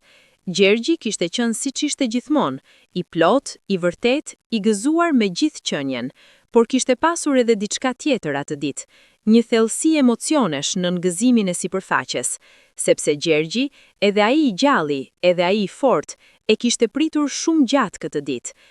Kishte pritur me shpresë, e kishte pritur me dëshpërim, e kishte pritur duke dyshuar ndonjëherë se do të arrinte kurrë, dhe tani kishte ardhur. Dhe kjo e bënte atë e ëmbël e dhimbshme njëkohësisht. Valentina kishte hyrë në fshat jo si nuse e cila bënte lëshim, por si grua e cila kishte zgjedhur. Kjo dallim ishte thelbësor. Ajo kishte ardhur me syt hapur, me kuptim të plot të vështirësive dhe me vendim të plot. Kjo qëndrim i saj kishte dhënë fshatit diçka të re. Kishte treguar se kishte vajza të gatshme të zgjedhin këtë jetë, jo nga dëshpërim ose mungesë alternative, por nga dashuria dhe nga vlerësimi i autenticitetit. Dasma e dytë kishte qenë ndërmjet Flamurit, ai djali i ri me aplikacionat e celularit, dhe Dorës, vajzë nga një fshat tjetër malsor. Dora nuk kishte ardhur nga qyteti, nuk kishte ardhur nga diaspora, kishte ardhur nga kontekst i ngjashëm malsor, me kuptim të drejtë për drejtë të jetës në male. Kjo kishte bërë gjërat mas të lehta, nuk kishte pasur nevojë t'i shpjegonte Dorës çfarë do të thotë të jesh i bllokuar nga bora gjatë dimrit. E dinte, nuk kishte pasur nevojë ta binte se punë toke nuk ishte turp. E dinte. Mes tyre kishte pasur gjuhë të përbashkët të realitetit, dhe mbi atë bazë kishin ndërtuar diçka të qëndrueshme. Flamuri kishte qenë i befasuar nga vetja e tij. Pas gjithë tentativave të dëshpëruara nëpërmjet teknologjisë, zgjidhja kishte ardhur nëpërmjet rrugës mas tradicionale, një njohje nëpërmjet të afërmit, një vizitë, një takimi fizik i vërtet. Jo algoritëm, jo profil online, por prani reale dhe shikimi drejt për drejt në sy. Ato dy dasma kishin ndryshuar atmosferën e fshatit. Jo shumë, jo me njëherë, ndryshimi nuk ndodh natën, por kishte diçka, si lulëzimi i pari pranverës pas dimrit të gjatë. Kishte shpresë e re, kishte dëshmi se ishte e mundur. Ndër të gjithë beqarët, Marka kishte qenë ai i cili kishte pritur më zgjat dhe kishte hequr dorë më shumë. Ai moshuari, ai me shpinë të lakuar dhe me flok grijet si bora, Marka kishte jetuar kaq shumë vite me fjalën jo si shoqe të pandashme, sa kishte harruar si ndihej po. Por historia e tij nuk kishte mbaruar. Pas dasmës së Gjergjit, kishte ardhur te Marka vizita e papritur, gruaja e motrës së tij, e cila jetonte në qytet dhe kishte ardhur me motorrinjët e gëzimit për dasëm. Ajo kishte sjell me vete të motrën e saj nga burri, Lumthurin, grua e ve, e moshës së 45-ve, me fëmijë tashmë të rritur. Lumturia kishte humbur burrin disa vjet më parë, jo nga shkaqe dramatike, por nga sëmundje e papritur. Kishte mbijetuar, kishte rritur fëmijët, kishte gjetur ekuilibrin e saj, por kishte vetmi, atë vetmi specifike të gruas që ka njohur dashurinë dhe pastaj e ka humbur. Takimi i Markës dhe lumturisë kishte ndodhur rastësisht, ose ndoshta jo aq rastësisht, sepse motra e Markës kishte syrin e saj të mençur. Kishin folur dy njerëz të moshuar, me histori mbi supe, me plagë të vjetra, por edhe me zemra akoma funksionale. Nuk kishte pasur ilberi romantike të rinis, kishte diçka tjetër. Njohja e dy njerëzve që kanë kaluar shumë dhe kuptojnë njëri tjetrin pa nevojë për shpjegime të gjata. Lumturia nuk kishte frikë nga fshati. Kishte jetuar vetë në kushte të vështira, kishte rritur fëmijë pa burime të shumta. Izolimi i dimrit e kishte shqetësuar, por jo deri në pikën e refuzimit. Marka kishte qenë i befasuar, sikur të kishte pritur gjithë jetën diçka dhe pastaj, kur kishte ardhur, nuk kishte qenë gati ta priste. Historia e tyre kishte zhvilluar ngadalë, shumë mas ngadalë se historitë e të rinjve, si duhet të zhvillohen historitë e njerëzve të moshuar, me kujdes, me respekt, me vlerësim të ndërsjellët. Marka kishte filluar sërish të ndërgjegjësohej se si ndihej kur kishte dikë, dhe ishte ndjesi e çuditshme, si muskuli pa drejt që kujtohet papritur se si funksionon. Por historia e fshatit kishte edhe një shtresë tjetër, shtresë mas të thellë, që kishte mbetur e pashqyrtuar plotësisht edhe mes vetë banorëve. Arsyeja e fshehur, ajo çfarë të gjithë e ndjenin, por pak guxonin ta thoshnin hapur. Problemi i madh i fshatit nuk kishte qenë vetëm izolimi gjeografik, nuk kishte qenë vetëm reputacioni i keq, nuk kishte qenë vetëm traditat e ngurta. Kishte qenë diçka kombinuese. Mënyra si të gjithë këta faktor kishin vepruar bashk mbi psikologjinë e burrave vet, duke krijuar një mentalitet beslegimi, një ndjesi thelbësore pa fuqie dhe pasiviteti. Shumë nga beqarët kishin kaluar gjithë vitet duke pritur që situata të ndryshonte vetvetiu, duke pritur që ndonjë vajzë të vinte spontanisht, duke pritur që traditat të zbuten pa ndërhyrje aktive nga ana e tyre. Kjo pritje pasive kishte qenë pjesërisht kulturore. Kultura e tyre kishte ndërtuar burrin si person që pret e nuk shkon të kërkoj aktivisht jashtë rrethit të tij, por kishte qenë edhe psikologjike, mbrojtje kundër refuzimit të dhimbshëm. Nëse nuk provoje shumë, nuk dëshpërohesha shumë. Por kjo strategji mbrojtëse kishte qenë vetë destruksionale. Pritja pasive kishte garantuar qëndrimin e problemit. Kishte qenë si të ulesh në bregdet duke pritur varkën të vi vetvetiu, kur varkat vinin vetëm tek ata që dilnin të notonin. Dritani, Ai me librat e tij dhe me mendjen e tij analitike e kishte kuptuar këtë mes të gjithëve. Kishte kuptuar se ai vetë kishte rënë në të njëjtën grack. Kishte pritur, kishte shpresuar pasivisht, kishte lejuar që rrethanat ta formonin pa e formuar ai rrethanat. Pas Raimondës, pas atij dhimbje së thellë, kishte bërë diçka çfarë nuk kishte bërë kurrë. Kishte vendosur të ndryshonte. Jo të largohej nga fshati, as ai nuk mund të bënte atë lëvizje, por të ndryshonte qëndrimin e brendshëm. Të bënte gjëra aktive, jo pasive. Të krijonte mundësi, jo të priste që mundësitë të vinin. Kishte filluar të angazhohet më shumë me botën e jashtme. Kishte krijuar blog online ku shkruante për jetën malore, për bukuritë e fshatit, për traditat dhe historinë e vendit. Kishte filluar të tërhiqte vizitorë të interesuar, jo nëpërmjet festave të mëdha, por nëpërmjet historive autentike. Dhe kjo angazhim aktiv kishte sjell rezultate, kishte sjell njerëz, kishte sjell bisedime, kishte sjell mundësi të reja. Por çdo ndryshim, madje edhe ndryshimi i mirë, prodhon rezistencë, dhe ndryshimet që kishin filluar të ndodhnin në fshat kishin prodhuar edhe tensionet e tyre. Kaso ishte kthyer në figurën qendrore të rezistencës, jo me keqdashje, por me bindje të sinqertë. Ai besonte se fshati po humbisnin identitetin e tij duke u hapur ndaj të jashtëmëve. Dasmën e Gjergjit e kishte pranuar, Valentina ishte vajzë shqiptare, malsore, me vlela të ngjashme. Por kishte pasur shqetësime për tendencën e gjerë, turiste, bloger, vajza nga diaspora me mentalitet perëndimor. Kaso kishte frikë se ky hapje do të sillte gjëra të padëshiruara, vlera të huaja, zakone të reja, ndryshime të identitetit. Kjo frikë nuk ishte irracionale, kishte bazë reale. Ndryshimet sjellin gjithmonë humbje bashkë me fitimet, por Kaso nuk e shikonte ekuilibrin, shikonte vetëm humbjen e mundshme. Dhe kjo e bënte të luftonte kundër gjërave të cilat, nëse i shikonte me sy tjetër, do t'i dukeshin si shans si fshatit të tij. Debati ndërmjet Kasos dhe Gjergjit, dy burrave kaq të ndryshëm, kishte marrë dimensione simbolike brenda komunitetit. Njëri përfaqësonte mbylljen dhe mbrojtjen e identitetit, tjetri hapjen dhe evolimin. Të dy kishin dashuri të vërtetë për fshatin, por vizioni i tyre i shpëtimit të tij ishte diametralisht i ndryshëm. Marka, i moshuar dhe i urtë, qëndronte ndërmjet, duke kuptuar të dy pozicionet, duke mos i dhënë plotësisht të drejtë asnjërit. Kishte mësuar që jeta rrallë herë jep zgjidhjen e pastër.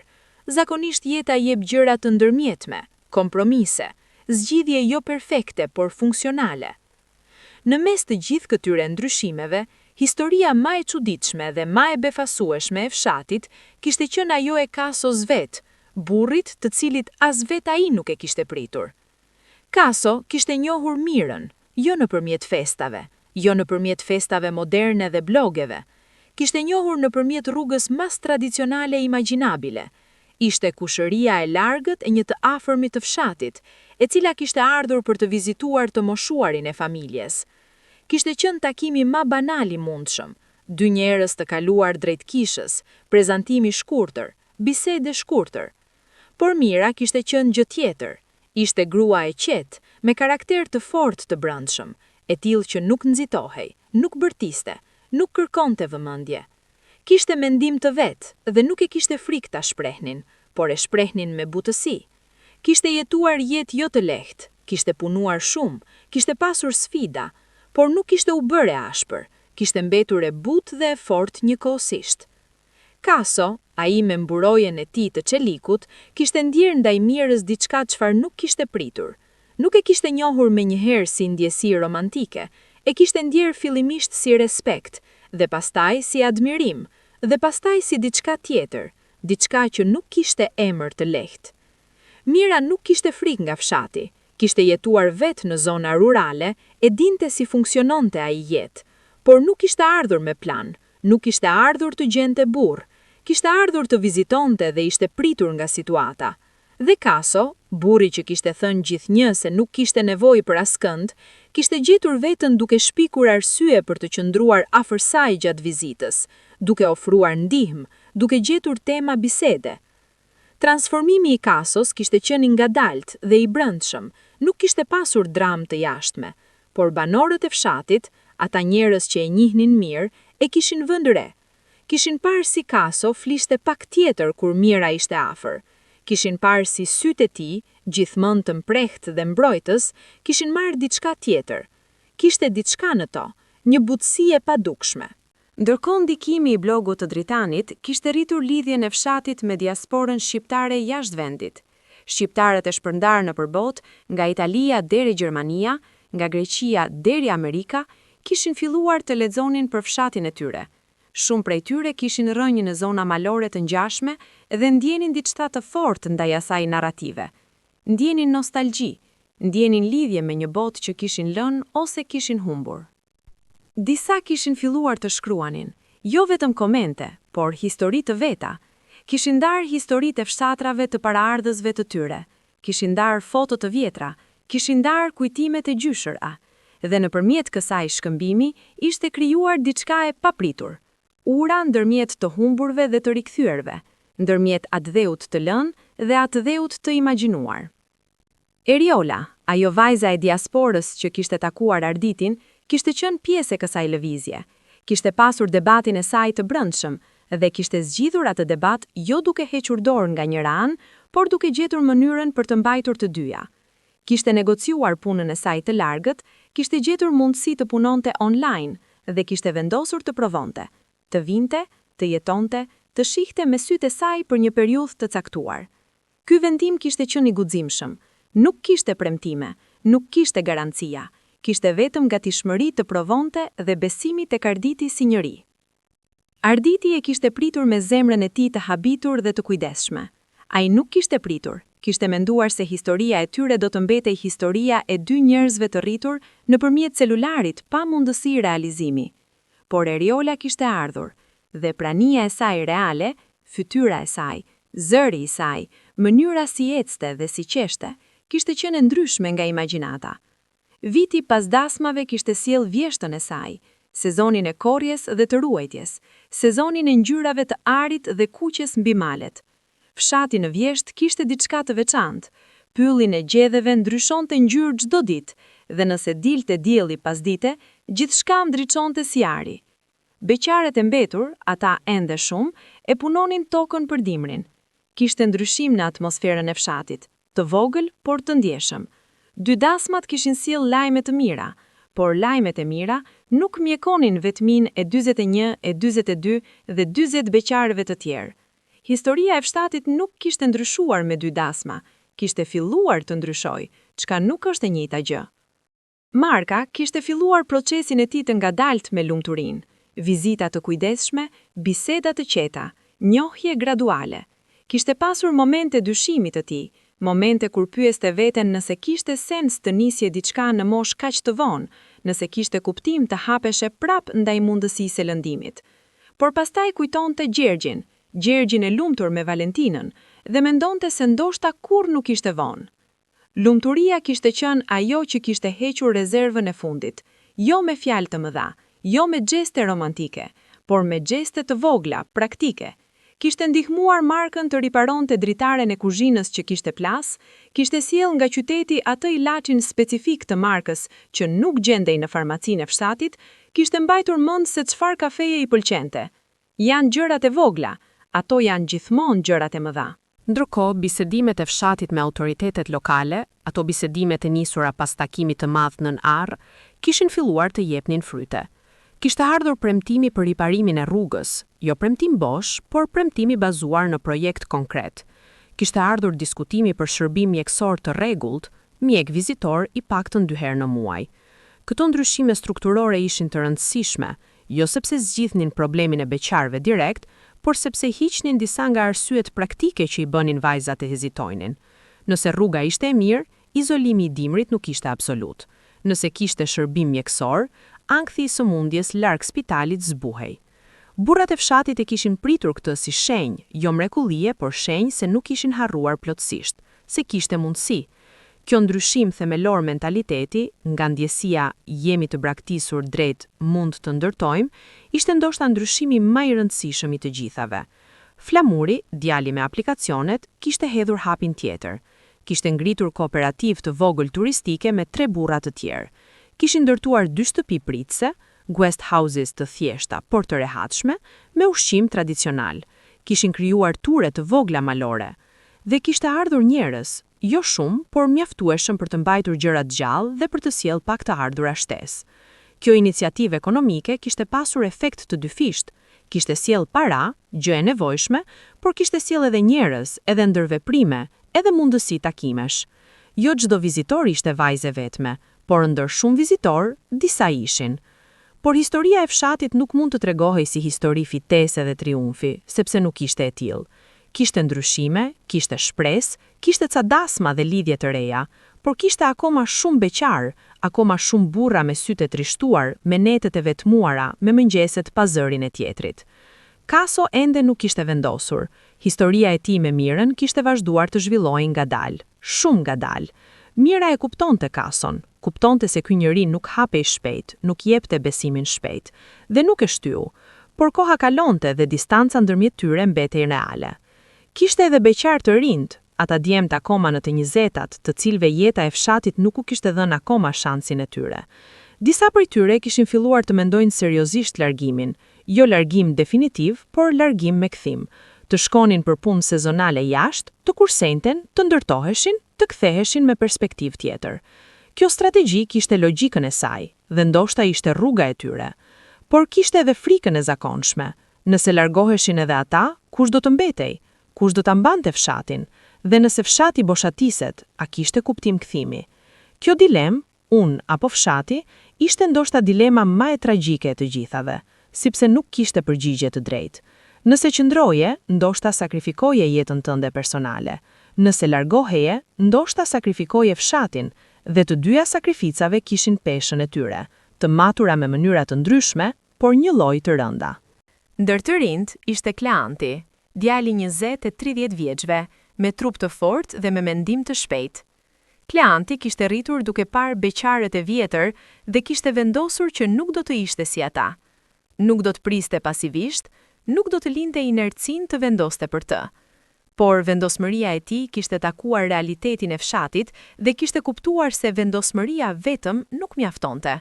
Kishte nevojë edhe për kushte, kishte nevojë edhe për fat, kishte nevojë edhe për atë çka malsorët e lashtë e quanin kohën e duhur, atë moment kur njeriu dhe mundësia takohen njëkohësisht. Kleanti kishte provuar rrugë të ndryshme, kishte qenë aktiv online, kishte vizituar fshatra të tjera, kishte shkuar në qytet disa herë me pretekstin e punës, por me shpresën e fshehur të takimit. Disa takime kishte pasur, por asnjë kishte lulëzuar. Nuk kishte qenë ai problemi, ishte akoma ajo pengesë e njohur, ajo hija e fshatit mbi çdo mundësi. Por Kleanti nuk kishte hequr dorë. Kishte diçka tek ai, një energji e papërmbajtshme, një refuzim instinktiv i dorëzimit, që e dallonte nga shumë beqar të tjerë. Dhe kjo energji, e drejtuar mirë, mund të bëhej burim ndryshimi jo vetëm për të, por edhe për të tjerët. Ishte mbrëmje vjeshte kur nën Zoja kishte bërë diçka të pazakontë. Kishte thirrur disa nga beqarët e vjetër, Markën, Arditin, Dritanin, dhe u kishte folur. Jo me fjalë të shumta, nën Zoja nuk flishte kurrë me fjalë të shumta, por kishte thënë gjëra që kishin mbetur. Kishte treguar historinë e fshatit siç e kishte njohur ajo, nga brenda, nga prapa skenave. Kishte treguar se gabimi themelor nuk kishte qenë as supersticioni, as izolimi, as traditat. Gabimi themelor kishte qenë heshtja. Gjenerata pas gjenerate, burrat e fshatit kishin heshtur rreth dhimbjes së tyre, e kishin fshehur, e kishin maskuar me stoicizëm dhe krena. Nuk kishin lënë kurrë gruan ose vajzën të shihte se çfarë ndihej vërtet brenda, dhe kjo heshtje kishte krijuar distancë ndërmjet burrave dhe grave, distancë ndërmjet nevojës dhe shprehjes së saj, distancë ndërmjet asaj çfarë ndihej dhe asaj çfarë tregohej. Gratë, ato vajzat potenciale, ato nuset e mundshme, kishin ndjerë gjithmonë atë distancë. Kishin ndjerë se burrat e atij fshati ishin të mbyllur, të pakapshëm emocionalisht, burra me të cilët mund të ndaje shtëpinë, por jo zemrën. Dhe kjo kishte qenë edhe arsyeja, ndër të tjera, pse shumë kishin refuzuar ose larguar. Nën Zoja kishte thënë: Burri që nuk flet për dhimbjen e tij, bëhet vetë pengesën e lumturisë së tij. Kjo fjali e thjesht kishte rënë mbi Markën, Arditin dhe Dritanin, sigur në ujë të qetë. Kishin dëgjuar, kishin menduar dhe kishin kuptuar, çdo kush sipas historisë së vet. Marka kishte kuptuar pse lumturia kishte ardhur drejt tij, sepse ai, pa e ditur, kishte filluar të hapej. Jo shumë, jo me fjalë të mëdha, por kishte lënë diçka të dalë. Kishte lënë lumturinë të shihte brishtësinë e tij nën stoicizëm, dhe ajo kishte vlerësuar pikërisht atë, jo fortësinë artificiale, por njerëzinë autentike. Arditi kishte kuptuar pse Eriola kishte vendosur të vinte, sepse ai kishte qenë i ndershëm me të rreth vështirësive, kishte qenë i hapur rreth dyshimeve të veta, kishte treguar jo vetëm anën e mirë, por edhe anën e vështirë, dhe kjo ndershmëri kishte qenë ajo çfarë kishte bërë ndryshimin. Dritani kishte kuptuar pse Raimonda kishte ikur. Dhe nuk kishte qenë vetëm vendimi i saj, kishte qenë edhe ai vet, i cili gjatë asaj kohe kishte qenë i mbyllur, kishte fshehur thellësinë e ndjenjave të tij, kishte treguar vetëm sipërfaqen. Dhe Raimonda, pa pasur akses në thellësi, kishte bërë llogarinë e tij vetëm me sipërfaqen, dhe sipërfaqja nuk kishte qenë e mjaftueshme. Kjo vetnjohje kishte qenë e dhimbshme, por kishte qenë edhe çliruese, sepse dhimbja e kuptuar është e ndryshme nga dhimbja e pa kuptuar. Dhimbja e kuptuar jep mundësinë e ndryshimit. Eriola kishte jetuar tani disa muaj në fshat. Kishin qenë muaj jo të lehtë, kishte hasur vështirësi reale, kishte pasur ditë kur izolimi e kishte rënduar, kur malli për jetën e mëparshme kishte qenë shumë konkret dhe fizik. Kishte pasur ditë kur pyeste veten nëse kishte bëj gjë të mençur, por kishte pasur edhe ditë të tjera, ditë kur kishte parë malet me dëbor prej dritares, dhe kishte ndjerë diçka çfarë nuk kishte fjalë të mjaftueshme për ta përshkruar. Kishte pasur momentet me Arditin, momentet e qetë, momentet e ndershme, momentet kur dy njerëz kuptojnë se ndan diçka të pazëvendësueshme. Kishte pasur darkët pranë zjarit, kishte pasur ecjet në përshteg malor, kishte pasur ato biseda të thjeshta e të thella njëkohësisht.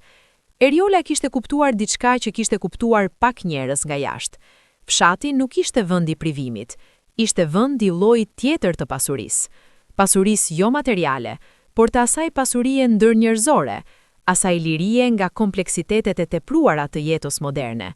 Kishte nevojë për rregullime, infrastruktura duhej përmirësuar, shërbimet duheshin shtuar, por baza, njerëzit, lidhjet, vlerat, ishte akoma e shëndosh. Arditi pranë saj kishte lulëzuar, jo në mënyrën dramatike të filmave, por në mënyrën e qëndrueshme dhe reale të njeriut që gjen veten. Kishte filluar të fliste mas, të ronte mas, të dëgjante zhurmën e brendshme menos dhe zhurmën e jashtme mas. Sytë e tij, ata sy të lodhur, kishin marrë diçka tjetër, jo ekstaze, por prezencë, ndjesia e të qenit vërtet aty ku ishte. Fshati i sipërm sot nuk ishte i shndruar plotësisht. 40 beqarët nuk ishin bërë 40 të martuar. Jeta nuk funksionon me vetë ato numra romantike. Disa kishin gjetur rrugën, Gjerqi me Valentinën, Flamuri me Dorën, Marka me lumturinë të ardhshme, Arditi me Eriolën. Kaso ende po luftonte me veten, por lufta kishte marrë formë tjetër, luftë me shpresë brenda saj. Por shumë prej tyre ende prisnin, ende kishin netët e tyre të vetmuara, ende kishin mëngjezit pa zërin e tjetrit, ende kishin ato momente kur trishtimi vinte si stuhi e papritur. Ndryshimi nuk kishte qenë i menjëhershëm, kishte qenë gradual, i ngadalshëm, ndonjëherë i padupshëm, por kishte qenë real. Fshati kishte ndryshuar atmosferën e tij. Nuk ishte më ai vendi heshtjes absolute, ai vendi mbyllur mbi veten. Kishte filluar të hapej, me vizitor, me lidhje të reja, me rrugë pak të riparuar, me shërbim mjekësor periodik. Kishte filluar të tregonte fytyrën e tij, jo fytyrën e fatit të keq, por fytyrën e vërtet. Vendi i bukurisë malore të ashpër, të autenticitetit, të komunitetit të ngushtë dhe solidaritetit të vërtet. Dhe me ndryshimin e fytyrës, kishte ndryshuar edhe reputacioni. Ngadalë, por pa dyshim. Fshatra fqinj filluan të flisnin tjetër. Njerëzit e mediave sociale filluan të ndanin histori pozitive. Diaspora filloi të kthehej, jo të gjithë, jo përgjithmonë, për disa, duke sjellë me vete perspektiva të reja dhe mundësi të reja. Historia e fshatit me 40 djemt beqar nuk është vetëm historie një vendbanimi të izoluar, është pasqyrë e diçkaje mas të gjerë, e problemeve demografike, sociale dhe psikologjike, që prekin jo vetëm një fshat, por shumë komunitete rurale të Shqipërisë dhe të Ballkanit. Migrimi i brendshëm dhe i jashtëm ka zbrazur fshatrot malësor jo vetëm numerikisht, ka zbrazur edhe strukturën e tyre shoqërore, ekuilibrin e tyre demografik, mundësinë e tyre të vetë riprodhimit si komunitete. Kur vajzat ikin dhe djemt meten, apo kur të dy ikin, por djemt kthehen e vajzat jo, krijohet ai çekuilibër që e kemi parë në fshatin ton. Por problemi nuk është i pasgjidhshëm, dhe historia e fshatit të sipërm e tregon këtë. Zgjidhja nuk ka qenë e lehtë, nuk ka qenë e shpejt, nuk ka qenë e plot, por ka qenë reale. Ka ardhur nëpërmjet hapjes, hapjes së burrave ndaj komunikimit emocional, hapjes së fshatit ndaj botës, hapjes së botës ndaj fshatit. Ka ardhur nëpërmjet ndryshimit të narrativës, nga fshati i fatit të keq tek fshati i autenticitetit. Ka ardhur nëpërmjet investimit, jo vetëm material, por human. Kaso, plaku kreprari, kishte thënë njëherë diçka të thellë. Fshati nuk vdes nga mungesa e nuseve, vdes nga mungesa e shpresës, dhe kishte pasur të drejtë. Shpresa kishte qenë gjëja e parë që kishte filluar të zbytej, dhe shpresa kishte qenë gjëja e parë që duhej rikthyer para çdo gjë tjetër. Ndërsa historia e fshatit si kolektiv kishte dimensionet e saj, nuk duhet harruar kurrë se prapa çdo statistike, prapa çdo problemi social janë njerëzit, çdo kush me universin e tij të plot, me ëndrat e tij specifike, me dhimbjen e tij të pazëvendësueshme. Marka kishte pritur shumë vite, por Marka kishte jetuar gjithashtu, kishte punuar tokën, kishte mbajtur shtëpinë e baballarit, kishte ndihmuar fqinjët, kishte qenë shtylla e komunitetit të tij. Jeta e tij nuk kishte qenë e zbrazët vetëm sepse kishte qenë pa grua. Kishte qenë e mbushur me gjëra të tjera, gjëra mas të qeta, mas të padukshme, por reale. Gjergji kishte mbajtur gëzimin e tij gjatë viteve të vështira, kishte mbajtur atë shkëlqim si flamur, si rezistencë aktive kundër trishtimit, dhe flamuri kishte qenë i rëndësishëm, jo vetëm për të, por edhe për të tjerët. Kishin qenë njerëz si Gjergji, njerëzit e gëzimit rezistues, ata që mbajnë komunitetin gjallë kur çdo gjë tjetër bie. Dritani kishte gjetur zërin e tij nëpërmjet blogu, kishte kthyer vetmin në krijim, kishte kthyer izolimin në lidhje. Kjo transformimi dhimbjes më diçka produktive dhe kuptim plot kishte qenë jo vetëm e dobishme për fshatin, por edhe shëruese për të vetë. Arditi kishte mësuar se rezistenca ndaj shpresës nuk ishte brojtje, ishte vetëm shtyje e dhimbjes, jo shmangja e saj. Dhe kur kishte vendosur të hapej prap ndaj mundësisë, kishte gjetur atë çfarë kishte pritur. Kaso, i ndërlikuari, i kreprari, ishte ndoshta personazhi mas i rrumbullakosur i gjithë historisë. Njeriu i cili kishte ndërtuar mburojën mas të forta dhe kishte paguar çmimin më të lartë për të. Por edhe njeriu i cili ndoshta kishte akoma kohë, sepse zemra nuk ka mosh kur vendos të hapet. Malet janë dëshmitar të heshtur të historisë njerëzore.